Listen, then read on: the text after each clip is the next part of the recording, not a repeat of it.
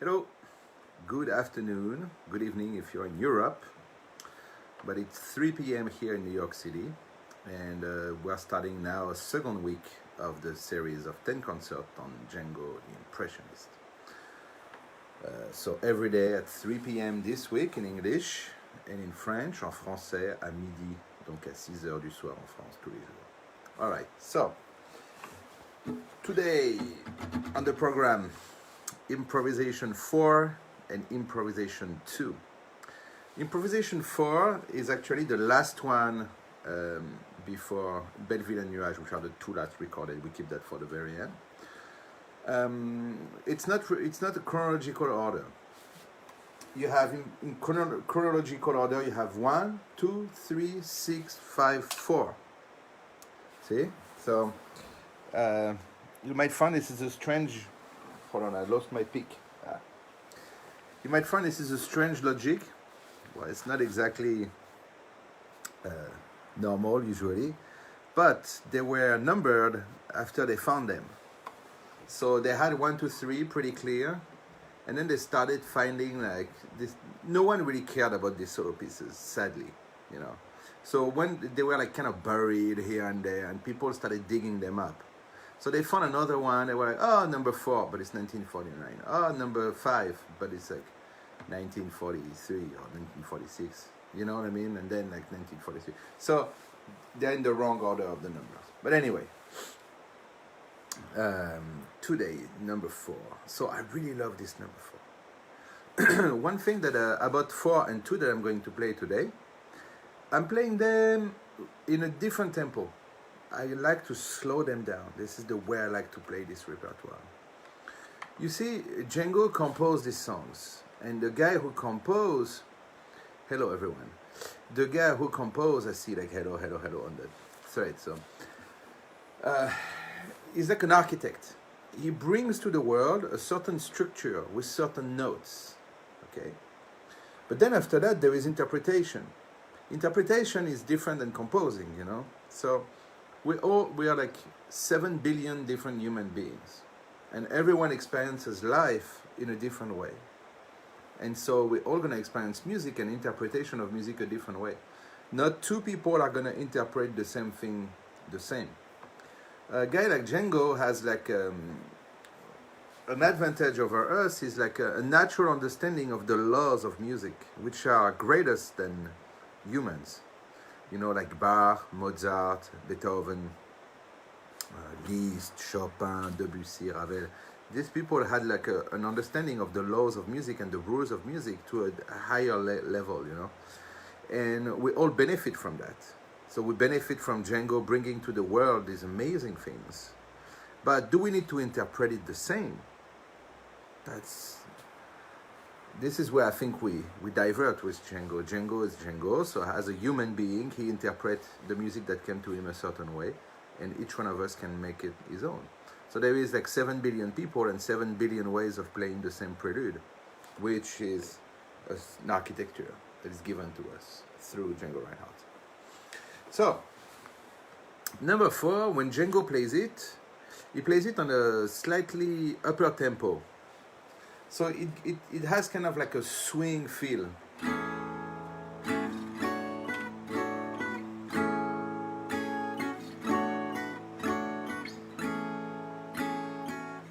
So it's like we can hear like it's in that vein, you know. So who knows, like if he would have composed it in a different mood, if he would have been the same, a bit slower, a bit faster, we never know. But it happened that at this moment when he composed this song and when he played it, it was in that tempo and in that mood. But I like to play it way slower and try to extract the classical and impressionist content of the piece. So, I'll play it more like that.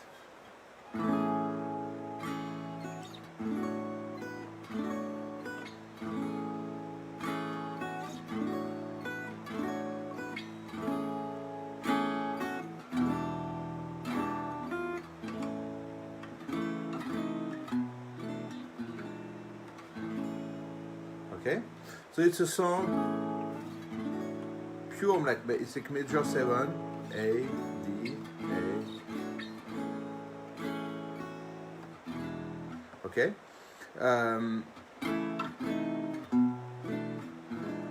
Typical Django's move, like from that's the A with this third in the bass. It's called a 6 inversion.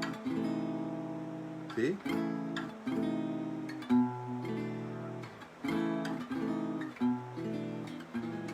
How everything moves smoothly. That's why I like to go slowly, because the chords resonate a certain way when you play. See, if you play forte, it resonates a certain way.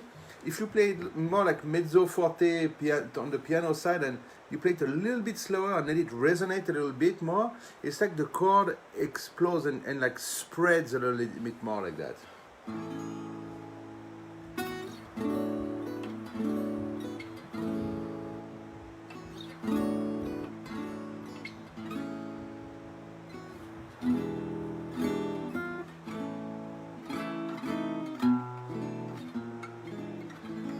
Then he does it again.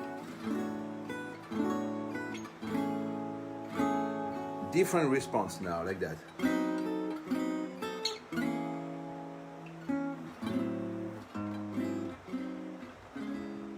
So, it's great because it's a song in A. And it goes to C sharp minor, the 3rd degree.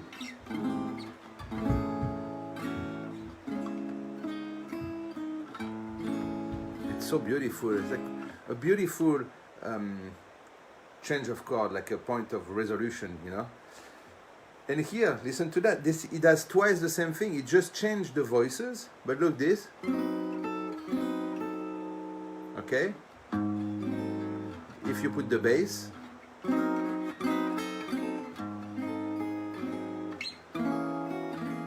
this is an A flat. G sharp 7 to a C sharp minor, okay? So that's like a C sharp minor voicing.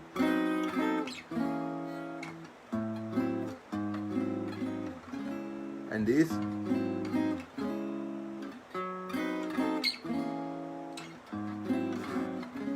you see, it's the same thing. But when you listen to it in the action of it,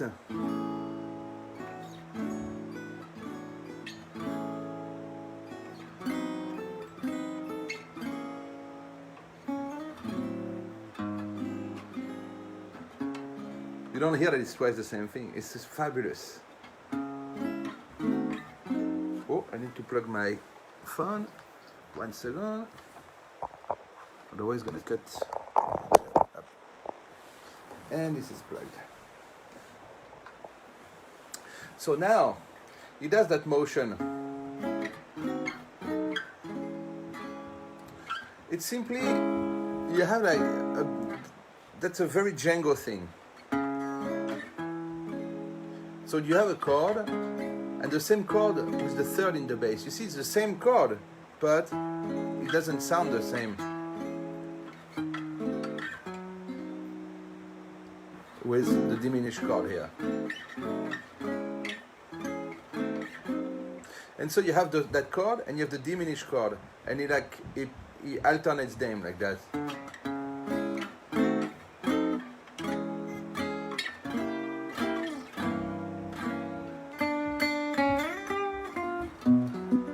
Here we expect him to do,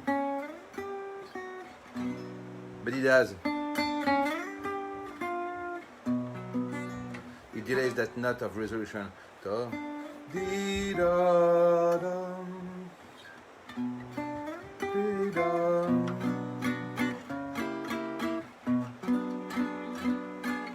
And so here this is very beautiful. It goes like that. So it's in reality just B minor, F sharp 7, B minor. But the melody on top, da, da, da. Okay? So that's why it goes from like a B minor to B minor 6 like that. It's very subtle, very well done.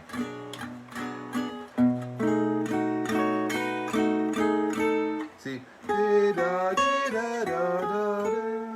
that's that melody.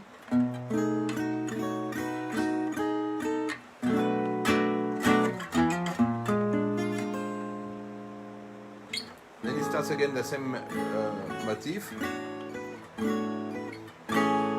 And a third response.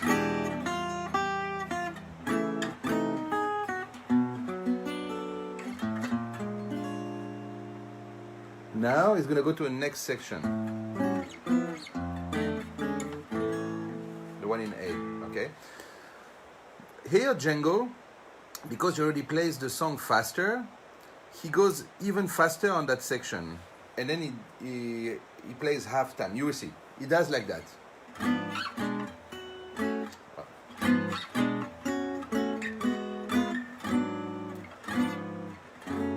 Okay, like that.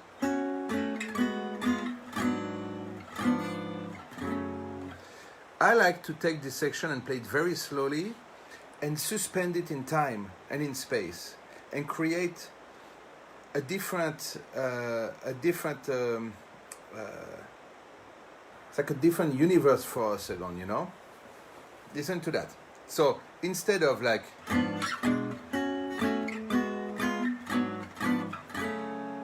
I do it like that.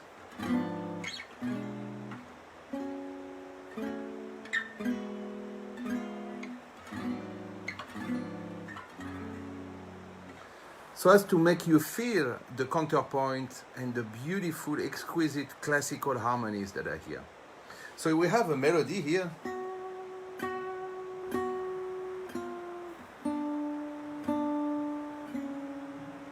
And we have the second voice.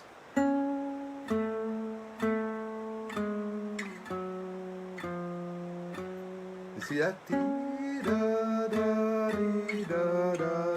And both of them together.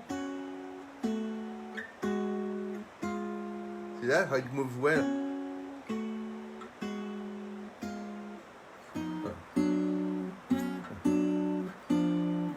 Sorry. That one. See what I mean?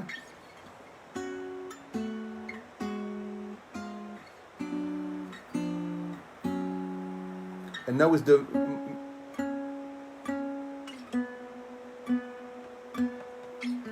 that's the middle voice.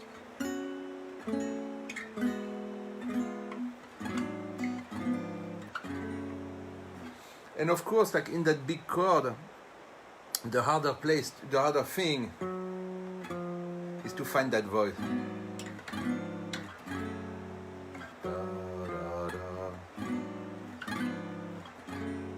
If you can hear it on that recording, but this is a very important voice that moves. So I really love to play this section like that. You see, we come from that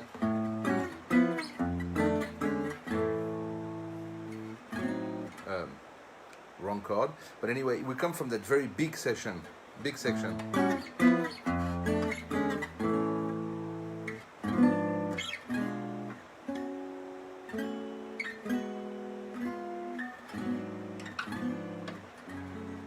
It kind of floats, you know. The response to that.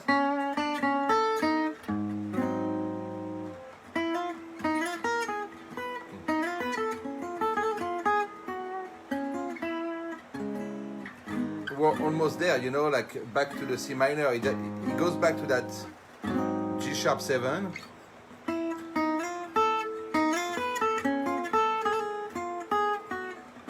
But it goes back to that F sharp minor.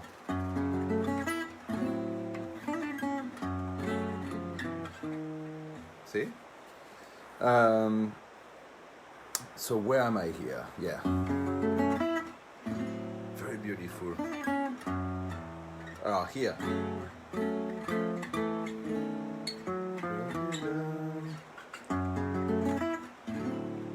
You see, like here, how you hear like all those voices.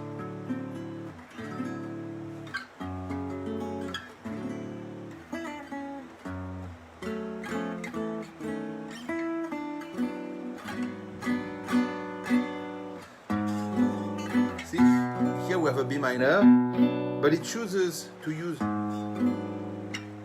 this bass here, the G sharp, which is the 6.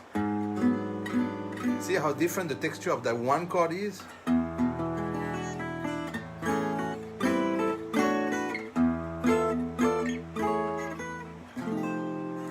instead of doing.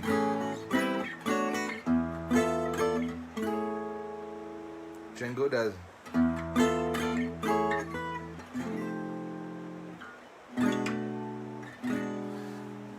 That's a trick that it took me a while to really understand what he was doing here, because we cannot hear very well that moment of the recording.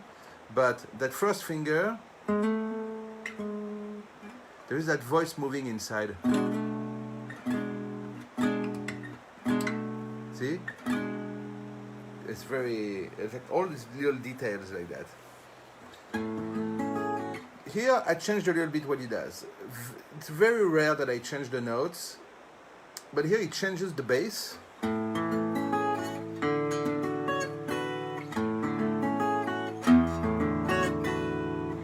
I decided to stay with the A on the pedal, meaning like just like keep the A.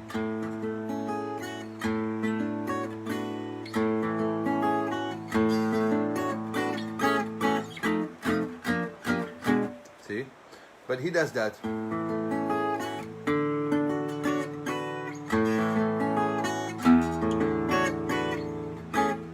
Okay? So now, the next section, it's like it shows really all his sense of swing.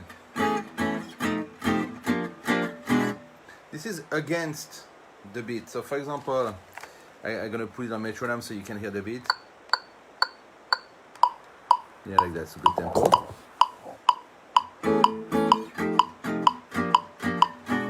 See how it's like it's against the metronome.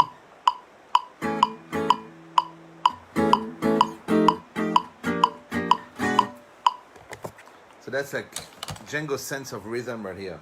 Kak, kak, kak, kak, tak, tak, tak.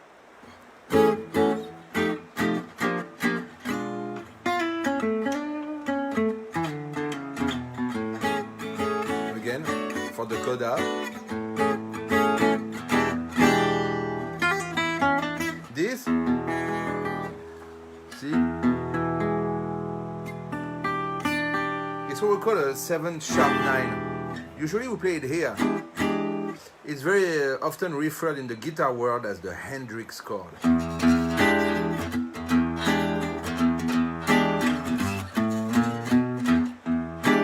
Like that. I know the purist. It's in F# minor, but it's just to show that chord. He does that a lot, Hendrix. And the version of Django is here, and you see like how full that is. Of that bass. Okay, so now the coda. There is a little melody on top.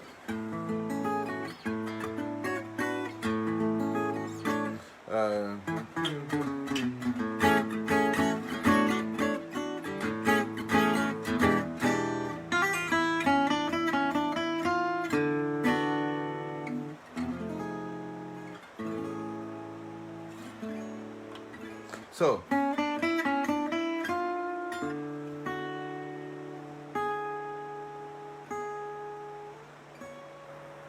see that melody?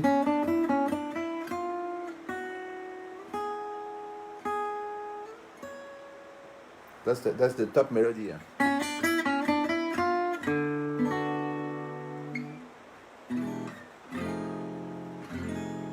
See? That's same thing, there's a 7 chord flat 9 with the bass on F, it's hard to play. My guitar has a very thick neck. See, like da da da. We hear that G sharp on the top.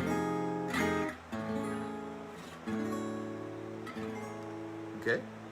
So, let me replay it for you. I'm gonna play it at the tempo that I like to play it, like very more impressionist. Ok, c'est parti.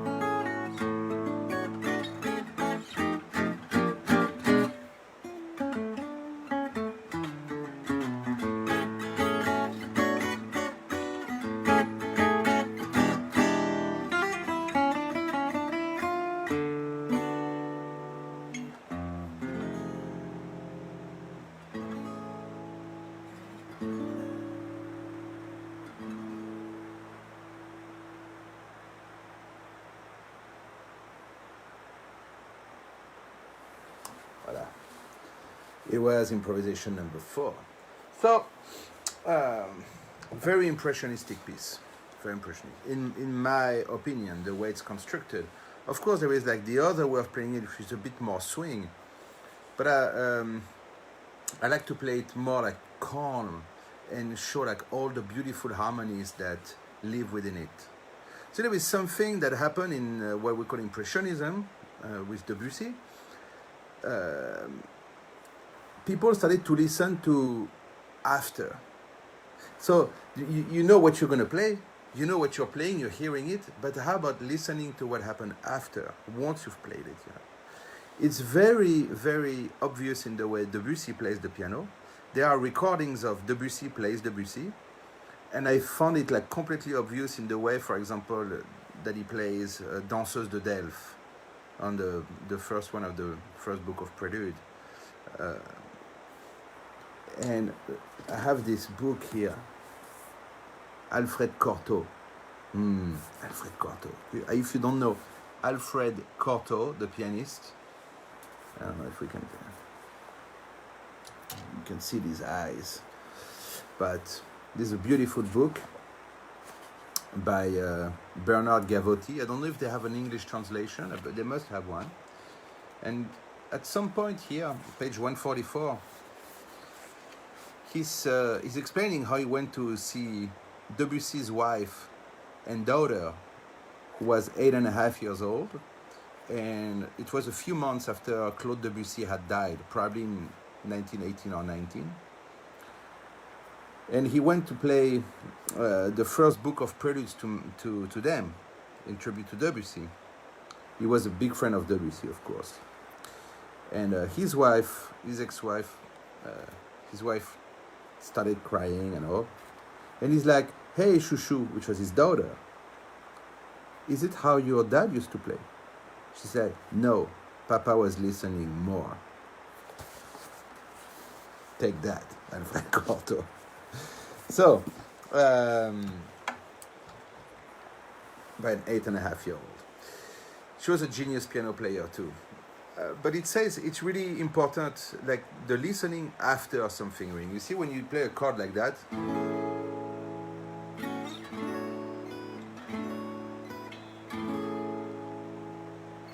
I listen to the way the chord expands. You know, when you listen to the chord after, it kind of like blooms like that. It's amazing, you know, like listen to the texture of it.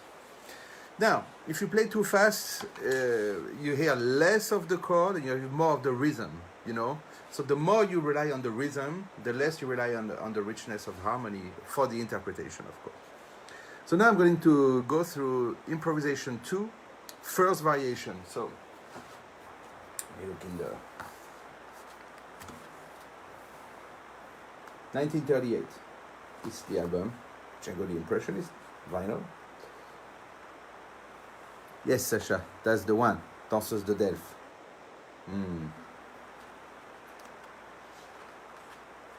So, 1938, he records these 2 variations of improvisation 2, and he records another one in 1946 in Chicago, live. I'm going to play one every day for the next 3 days. So I'm going to play the first one. I play it way slower than Debussy. Once again, and when you than Django, sorry. So when you listen to him play it, it is a bit fast. You don't realize it until you start learning it.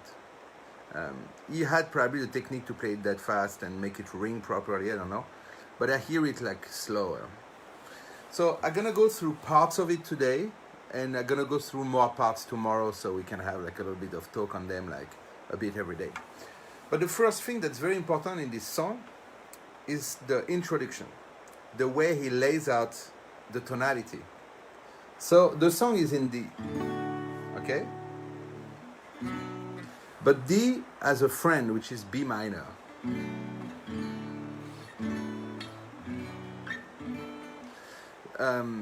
They function as one thing, okay? Usually songs are in D,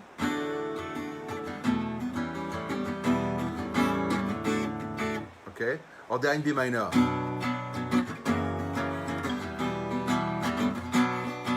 So they are very minor or very major. That's usually how it is with music. But Django, like Debussy, has a way of diffusing that sense of tonality. He finds another kind of tonality, I found, which is a mix of major and minor. It's a more ambiguous way of laying out the tonality.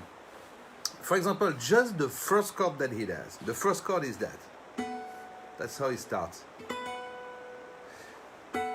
This is, it could be a B minor, but without the third, or it could be a D major without the tonic, you know? So it can be one or the other, but it's floating. Now it's D. Now we officially have like a D. So it could also be like some kind of like a D minor of some kind to be a second degree. It's like not clear. There is nothing. You cannot extract an information from it because you don't have the bass. This is D. Here, once again, like we saw in previous videos, this is D, but Django really likes D6 and B minor is the same thing. You see what changes, and that's what's mind-blowing with Django. Django said, I repeat myself, I repeat what he says, I think of music like Bach from the bass. Okay? So he has the bass in the bottom.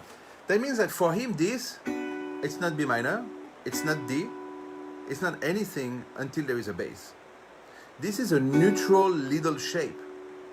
You see? It's like a shape that is empty, and that's going to be filled with the life of the bass. This is the bass that's going to give the life of it and determine what its nature is. So for example, if I have that with a B, I have a B minor. If I have that with a D, I have a D major. See what I mean? So that's the way he works with shapes. See, if you have a shape like this, the little triangle, that usually we think of like a E minor, for example. If you put a C on the bass, you have a C major. If you put a G on the bass, you have a G major. If you put an E, you have an E minor. So that shape is in essence neutral. And that's exactly the contrary of what we used to learn when we learn the guitar. Our shape are charge of energy, and we go to the bass after. While Django is different. These shapes are neutral, and the bass gives them the quality, and that changes everything. It's a different sense of tonality. And you will see that his major is not joyful, and his minor is not sad. But it's not happy or sad, it's joy. He finds that middle ground of peace. So here, oh, sorry.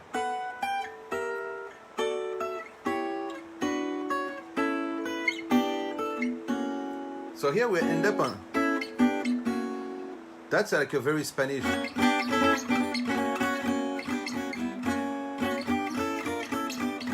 Okay? But the F sharp 7 here is for B minor, but we're in D. So he throws like, he mixes, you see, he mixes the chords of both keys of B minor and D together with a little Spanish thing here. It's crazy. And the melody, of course, on top of it.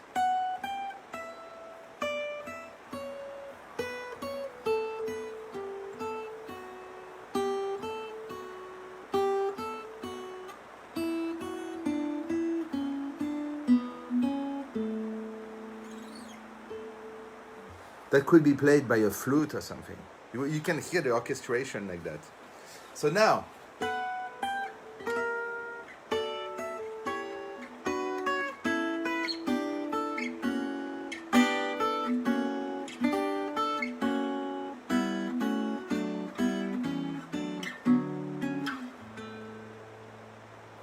I see some friends from my area, Carole, Laurent, my friends from Fontainebleau. And in Fontainebleau is the birth of Impressionism. This is where Django was based. So this is very, very Impressionist. It's very Debussy-esque. And you can tell that it's charge of the energy of the myth that used to inhabit the whole universe of Claude Debussy. Okay, like Prelude to the Afternoon of a Faun, there's like Danseuse de Delphes. You have like that whole imaginary world. It's not only notes, there is the notes, and we learn from the notes from these guys. It's incredible. But there is this entire universe, mythological and poetic universe that inhabit this music that we can find in this piece also. So for example, here, what he does on the second part of this introduction, we're still in the introduction, but then after we're going to cruise. Listen to that.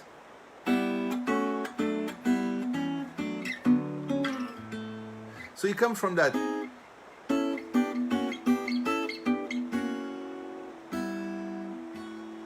So here we're on the F sharp 7, E minor, F sharp minor. So he goes back to the D. And here, if you listen to the next few chords without what's before, without what after,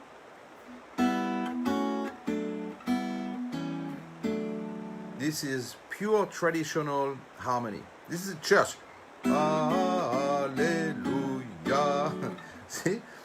It's a completely like church-like music. It's like the pure, straight harmonies like that. Except because Django is Django.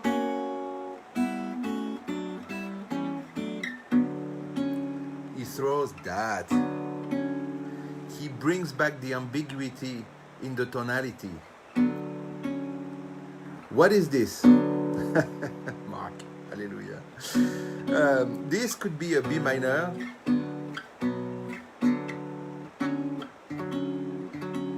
And this is a D major 6. So once again, we're in D6, B minor 7, we don't really know. And that ambiguity makes it impossible to classify it as like a tonality. It weighs a little bit more toward D, of course, but still, B minor is not out of the picture. So now, this is how it goes to the first melody. The first melody is, we're here, A. So the ear wants to hear that, okay? But it's gonna stay with the A in the pedal.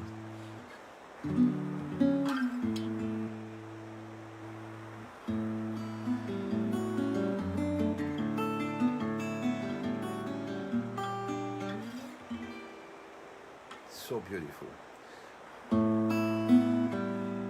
See how he goes to that? This is an E minor with a bass in A. And this is an A7 with a 6 with a bass in A. And now this is a D. 6 inversion with the 3rd in the bass. Same thing. Here we're like it's kind of like a B minor 7 shape with an A in the bass. The A is the 5th degree of D. And there is something called a cadence, I explained to you already, called the 2-5-1. I talked about it a bit in the previous videos. It's something you're going to recognize it. It's in all music, you know, it's like that. You heard that song. And it's logical, we can feel the tonality. It's a cadence, which is a series of chords used to reinforce the sense of tonality. But here, A to D, is going to put the E minor, instead of like, it's going to do, see, it's going to keep the A of that 5th degree. And the first, the D is going to play with the F sharp in the bass. And then again, it's a B minor with an A in the bass, or a D with an A in the bass, we don't really know. See? So it's in this ambiguous modal harmonies, but in a tonal world.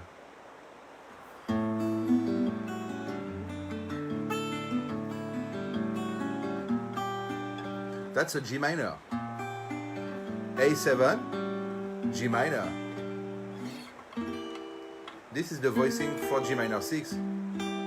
This is is also the voicing for C7. But here it's more G minor probably. Then he does this incredible sequence.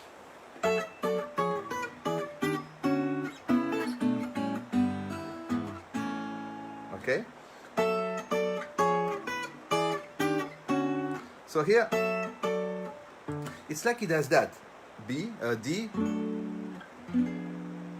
F diminished, E minor,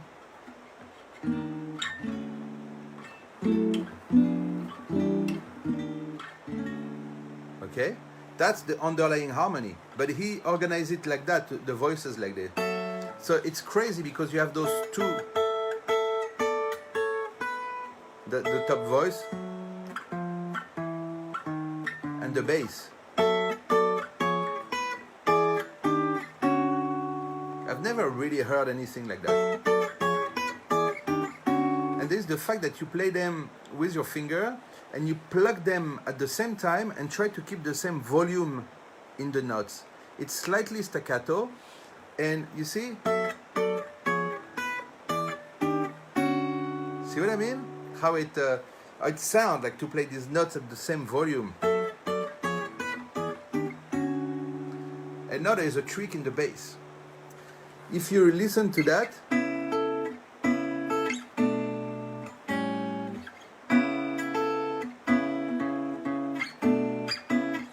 C sharp, B. Okay? You will see it's important.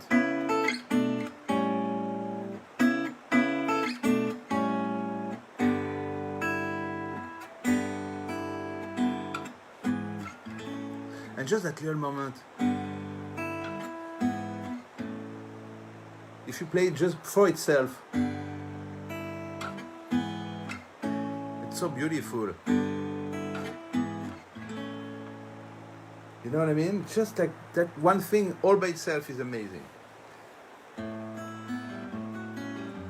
And plus, if you notice the rhythm, sorry.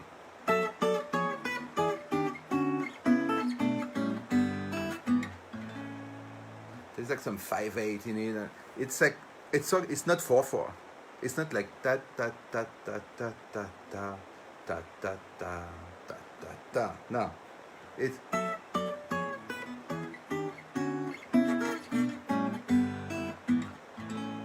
so you have like all these rhythmical displacements, but they are so natural. Debussy was doing that a lot. If you look at the score of La Mer, I know there's a lot of this crazy change of bars like that. Then he goes back to that first 2-5-1,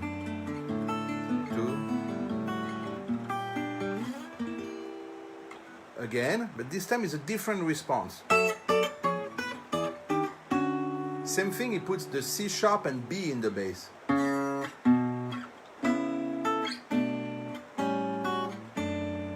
Okay?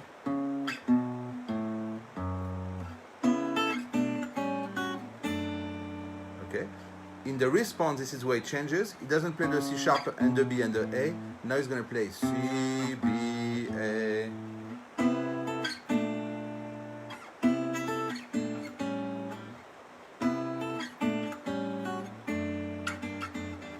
So you see the difference between and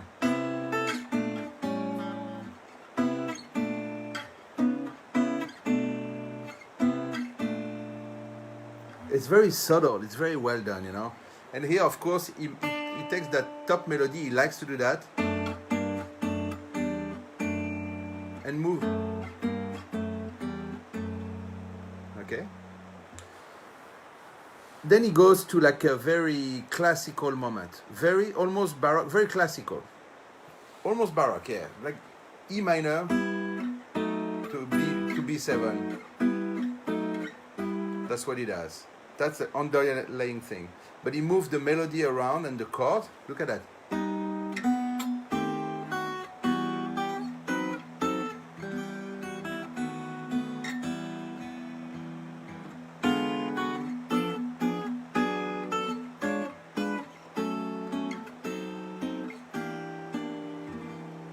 It's beautiful. It's classical completely. Here on that first version, he goes to the B.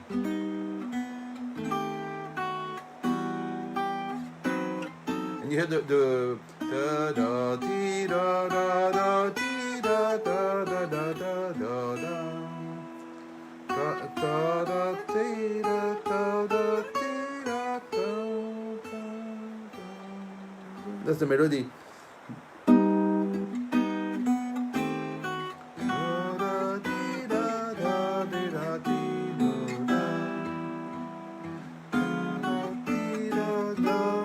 Here is the only different chord. It's a B minor 6.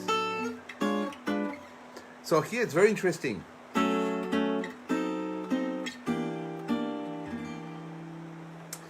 If you listen to the, if you focus on the bottom and top voice,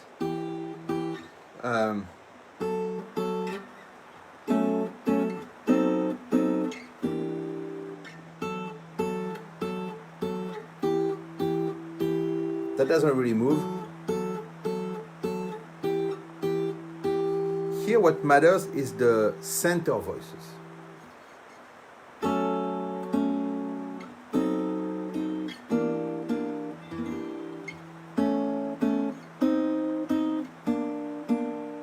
That's what is interesting here.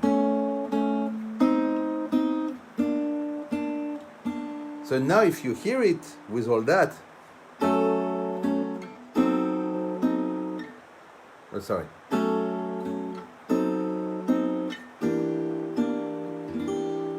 See what I mean? Now you hear it. Again, the same.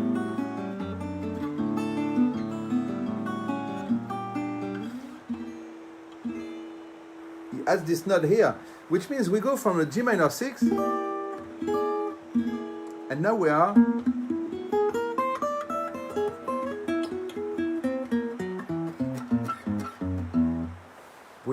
in the whole tone world, suddenly.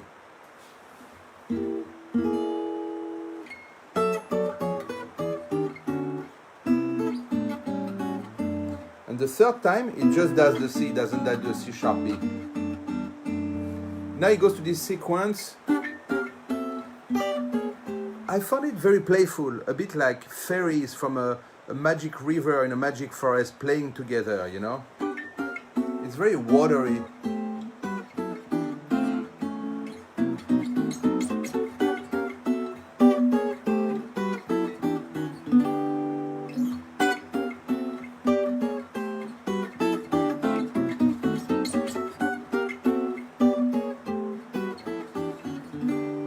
And it goes to this response here.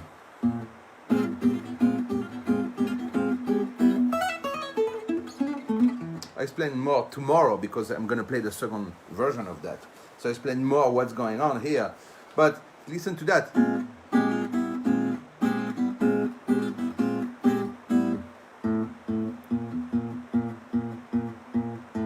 See how that bass stays together. Pum, pum, pum, pum, pum, pum, pum, pum, pum. And here.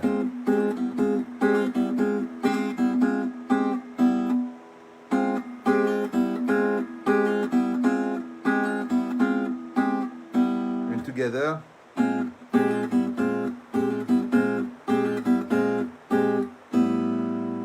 See that? And here it's like water falling, dripping or something.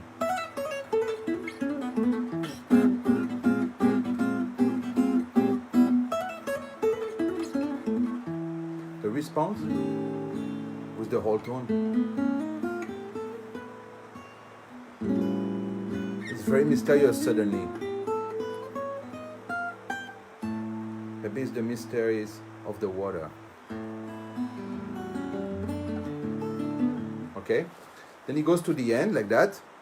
He goes to this place. This. The first time, for some reason, he adds one cycle of it on all versions. So it means it's not like a mistake or something. And then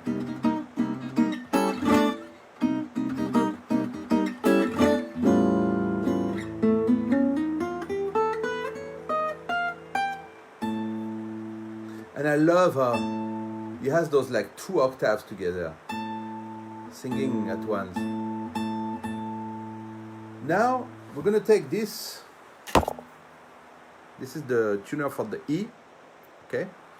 And I'm going to bring it all the way back down to D. That's what it does. It detuned the E to the D.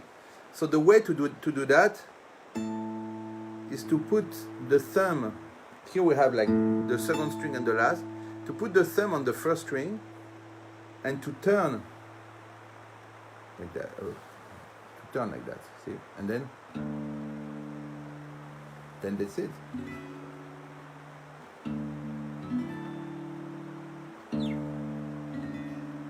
So these beautiful harmonies for the end. So the ending is very different in the next two ones. That's really the main difference between those three variations. I'm going to play tomorrow the next one. But listen to this.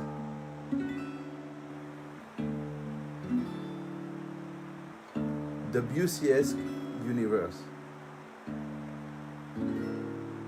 is called.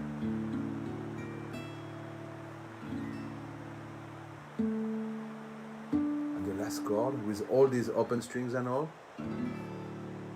See how full and beautiful that is.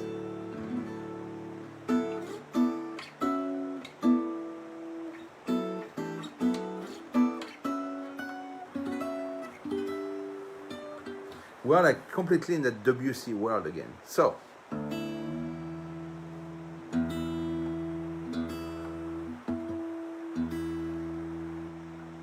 now I'm going to play the whole thing.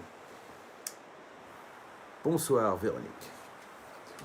Une fois je vois les messages qui sortent, je ne peux pas parler parce que je suis en train de jouer, mais le cœur y est. Alors, improvisation 2. First variation.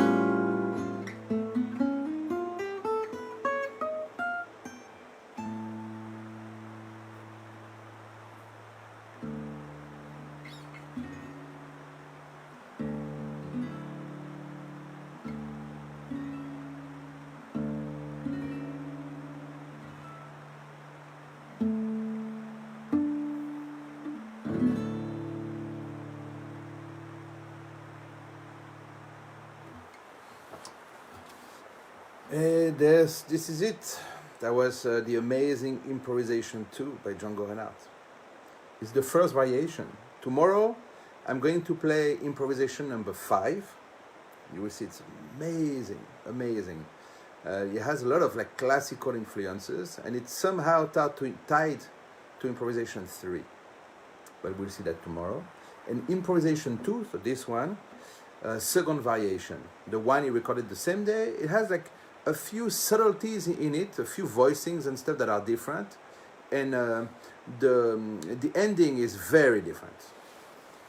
So, if you can, Alfred Cortot, great book, Bernard Gavotti. So I don't know if you can read it in English or not, but if you like Alfred Cortot as much as I do, this is a must-read. It's full of incredible information, incredible, on teaching, on everything. There's also this book, it's called Django by Michael Dragney. See, just Django like that. He has this like, it's yellow like that, it has this cover, Michael Dragney. This I highly recommend for you to read. It's a great, great book. I love it. So, that's it for today. You can get the album, the full album. I have it on record like that, or CDs. It's available on Bandcamp, all through my website. We have Django A Go-Go has moved 6, 7, and 8 of October. And I give lessons, so if you want a lesson, you can always send me a message and we can arrange it. I teach at 11 and 4 p.m. every day. And otherwise, I don't know, we have working on the touring and all, it's like coming soon. So check out my website always for that. Otherwise, I'll see you tomorrow for Improvisation.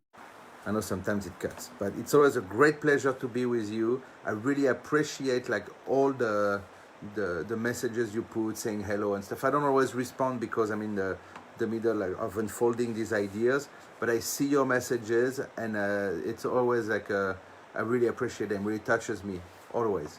So thank you, and I see you tomorrow. Okay, bye.